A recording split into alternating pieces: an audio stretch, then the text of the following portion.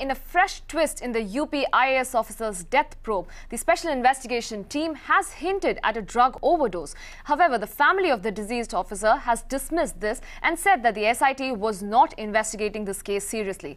In fact, political parties are busy playing blame game, and the fact that no effective result has come out of the probe.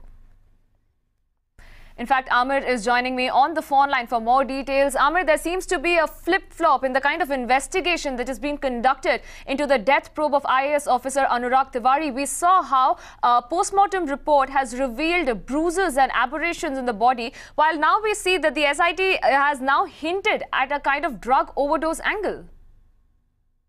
Well, yes, absolutely. If you talk about the family of IAS officer Anurag Tiwari, they are absolutely unsatisfied with the kind of investigation that the police has actually carried out over the last couple of weeks, because clearly the family believes that this is a case of murder, while the police only really kind of registered it as a case of murder, while they really think, because we've also spoken at length with the investigating officer and others in the SIT who are probing the Anurag Tiwari's mysterious death case, but they actually believe that this could be a result of, natural causes, because of which Anurag Tiwari finally, died that fateful early morning on 17th of May.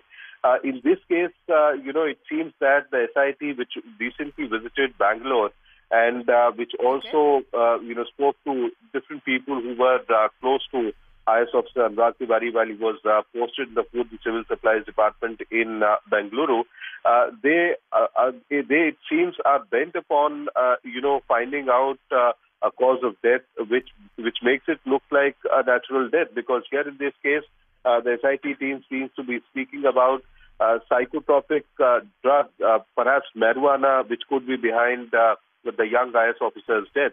Although, on the face of it, it doesn't actually seem that psychotropic drug like marijuana could actually be behind his death, because but Amir, as you're pointing out that psychotropic drugs were also one of the things that have been mentioned, but we have the Times Network had accessed a post-mortem report that clearly stated that there were deep cuts mentioned below his chin and injuries.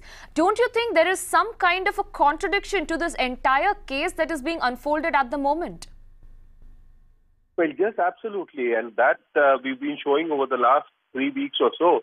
In fact, Anurag Tiwari's post-mortem report clearly reveals about 6 injuries that he suffered on his person, and a lot of blood also oozed out of these injuries, which could actually have been, the cause of death. Although the post-mortem report was inconclusive about the cause of death of the young IAS officer, it did mention half a dozen injuries which were suffered, below his chin, on his hands, on either side of his head. So, these injuries could actually have turned fatal, and also because of the fact that the viscera examination is still not complete. A sample of viscera was sent to the AIIMS Forensic Science Laboratory, of which the report is still awaited. So clearly, the onus lies on the police as to how they prefer to collate all such evidences, the physical and the forensic ones which have been found. The onus now clearly lying on the police. Clearly, the onus now lying on the police on how they try to collate this entire data, while the family members of the IAS officer have completely denied any case of drug overdose in this case. Thank you so much, Amir, for getting us all those updates.